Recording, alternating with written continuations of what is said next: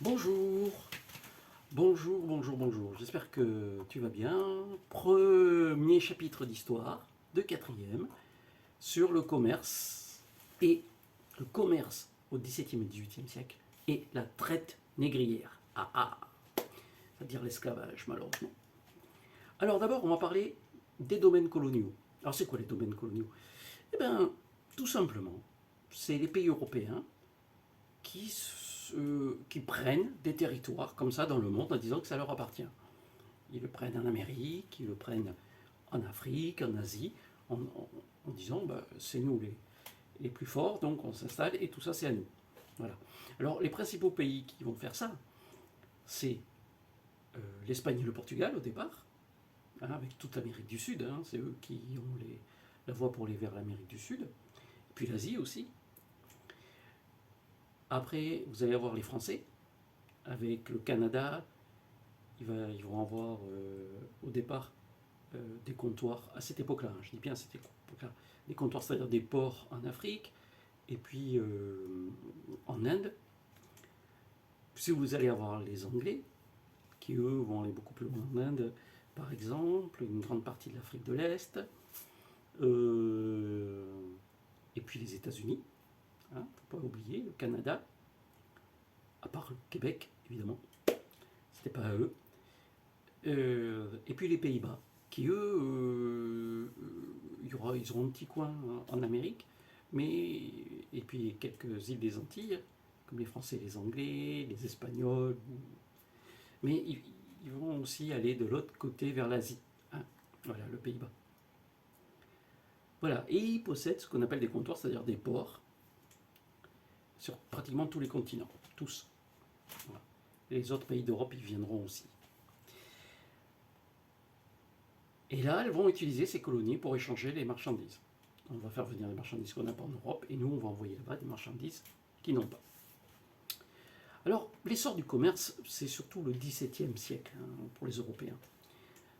Et le commerce, comme celui d'aujourd'hui, il est maritime. Alors, maritime, c'est-à-dire, donc, on est bien sur des bateaux. Voilà. Et aujourd'hui, c'est pareil. L'essentiel de notre commerce est maritime. Sauf qu'on a des bateaux beaucoup plus puissants, beaucoup plus gros. Et ça va faire la richesse des ports européens. Les principaux sont Liverpool en Angleterre, Nantes, Bordeaux, par exemple, côté français. Et on va développer ce qu'on appelle un commerce triangulaire.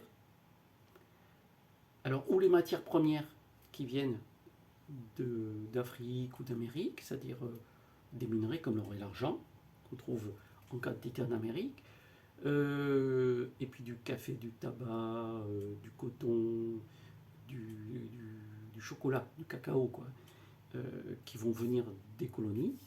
Nous, on va envoyer vers ces colonies des produits finis qui sont plutôt des armes, des vêtements, des bijoux, des choses comme ça, des choses qui sont fabriquées chez nous. Et puis, voilà quoi. Ça va marcher comme ça. J'étais en train de réfléchir parce que je suis en train d'oublier l'Asie. Parce qu'avec l'Asie, on échangera les épices et les soieries. Les Chinois et la soie. On en a déjà parlé. Alors, va arriver une nouvelle bourgeoisie. Enfin, elle n'est pas vraiment nouvelle, mais elle va prospérer. Elle va devenir de plus en plus riche. Une bourgeoisie marchande. Et ce commerce international va profiter à ces marchands. Et ce commerce international, on va appeler ça des armateurs. Pas des amateurs, confondez pas. Art, A-R, pas A, A-R, armateurs. Et ces armateurs, ça va devenir des bourgeois très importants. Les armateurs, c'est quelqu'un qui finance des voyages de bateau. On disait qu'il arme un bateau, c'est-à-dire donner l'argent pour que le bateau s'en aille et avec des marchandises, pour pouvoir les échanger après dans les colonies avec d'autres marchandises pour que ça lui rapporte encore plus d'argent. Et ces gens deviennent immensément riches, ont des hôtels particuliers et sont des gens qui ont beaucoup d'influence dans leur ville, généralement. Alors, j'ai parlé de de ce fameux commerce triangulaire. Et ce fameux commerce triangulaire, eh ben, il y a quelque chose qui n'est pas très beau dedans. Là, je vous ai parlé que de marchandises. Ça pouvait n'être que des marchandises. Malheureusement, il y aura aussi de l'esclavagisme. On appelle ça la traite négrière. Alors, il y en a plusieurs traites négrières. Alors, la première, elle est plutôt orientale, c'est-à-dire celle qui est organisée au 7e siècle par les musulmans, essentiellement d'Afrique du Nord et d'Arabie Saoudite, qui décident de faire des razzias, c'est-à-dire des attaques sur des villages du sud du Sahara, et qui prennent des esclaves pour les ramener travailler chez eux de force. Bon, l'esclavagisme en même temps, c'est pas les musulmans ni les arabes qui l'ont inventé. À l'Antiquité, quand un pays en battait un autre, une cité en battait une autre, les habitants de cette cité devenaient les esclaves. Point barre.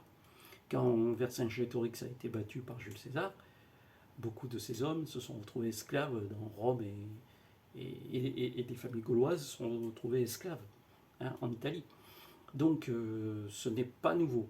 Ce qui est nouveau, c'est à partir du 7e siècle, c'est la traite pratiquée sur les Noirs, plus particulièrement sur l'Afrique noire. Alors la traite occidentale, elle arrive plutôt au 15e siècle. Voilà.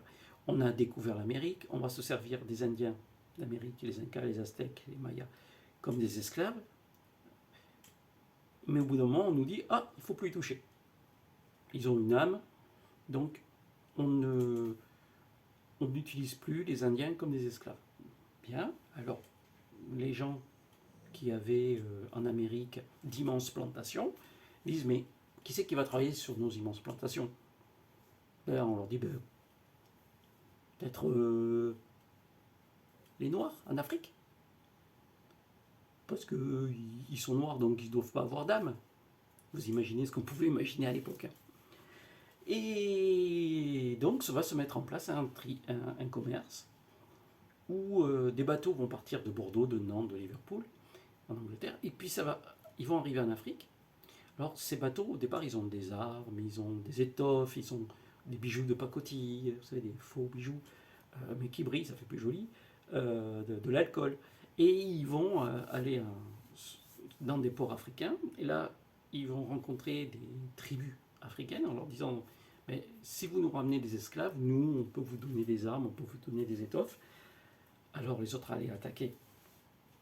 Les tribus noires allaient attaquer d'autres tribus noires qui ramenaient des esclaves européens contre des marchandises.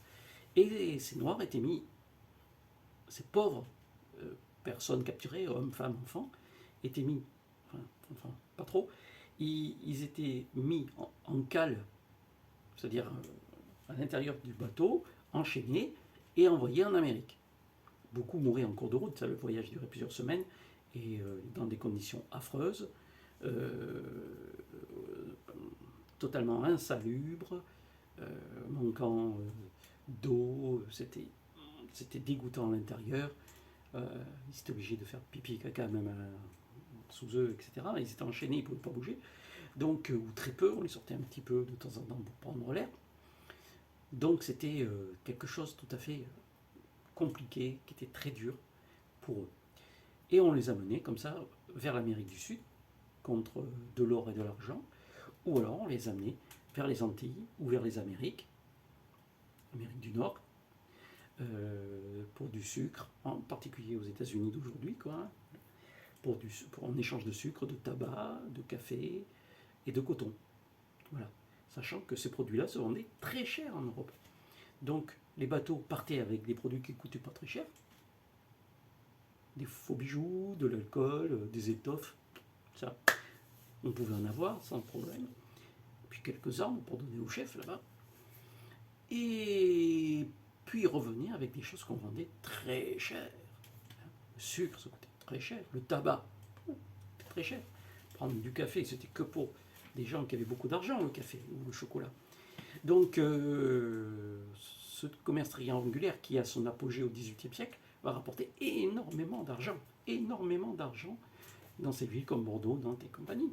La richesse, il y a encore des gens qui sont sur un piédestal dans ces villes-là, c'est-à-dire qui sont encore importants, mais qui doivent cette importance à leur richesse faite par leurs ancêtres au XVIIe, XVIIIe siècle, sur les esclaves. Voilà. Il faut le savoir, c'est comme ça. C'est assez particulier. Alors la vie des esclaves, après, c'était très compliqué, la vie des esclaves. Quand on était esclave,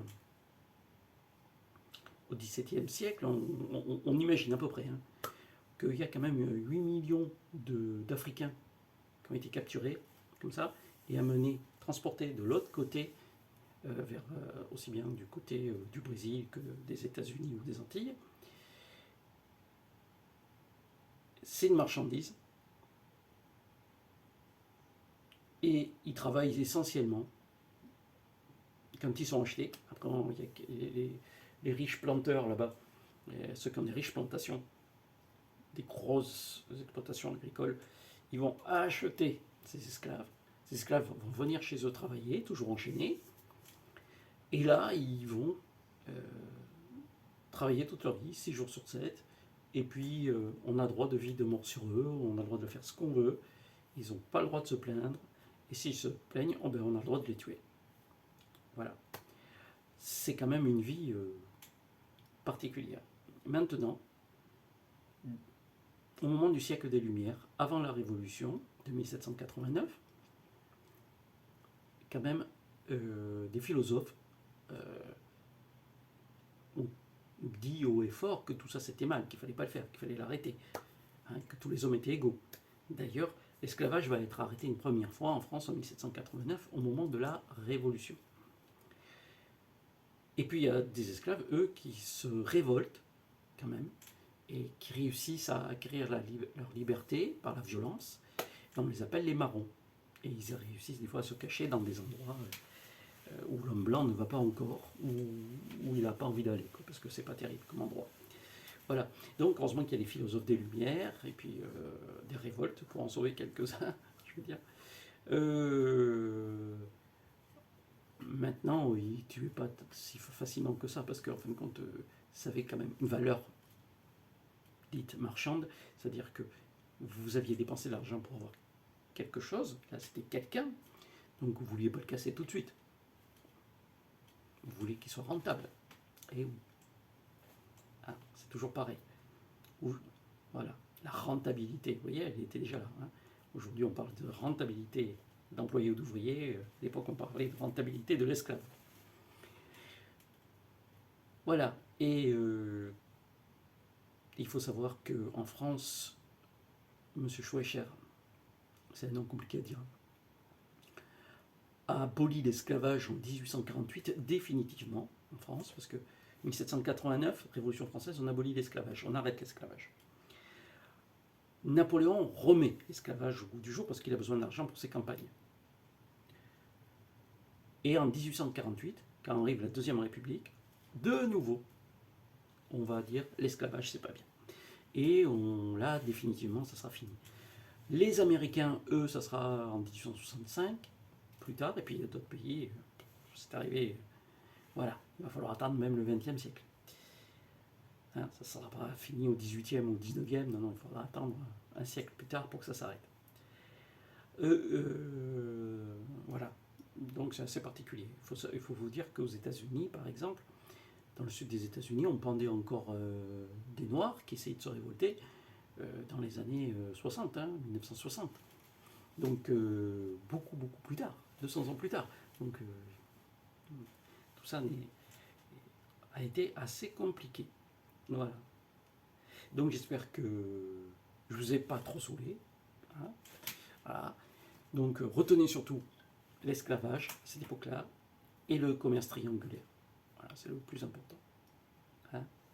Travaille bien. Merci pour ton écoute et à bientôt.